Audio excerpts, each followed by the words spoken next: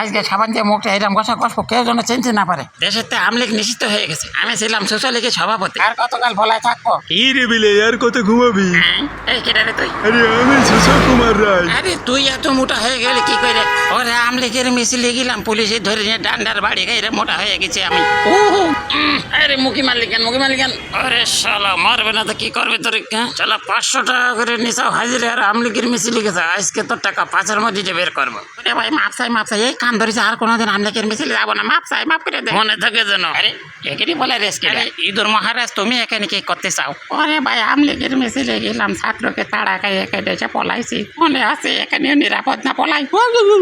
ওরে মরে গেলাম, মরে গেলাম, ওরে বাবা, বেঁচে গেছি, বেঁচে গেছি। ওরে বাপরে, আবার গাড়ি আছে, গাড়ি আছে, এই বেঁচে গেছি, বেঁচে গেছি, আবার গাড়ি আছে, ওরে বাবা, ওরে বেঁচে গেছি, বেঁচে গেছি। কান ধরেছে, আল্লাহ বাঁচাও, আর কোনোদিন যাবো না আমলিগের মিছিলে। ওরে আবার দিছিল চাপা, ওরে আল্লাহ, রাস্তায় যে কি বিপদ পড়লাম, এটাই বলাবো, কোনো জায়গায় তো বলার রাস্তা নেই।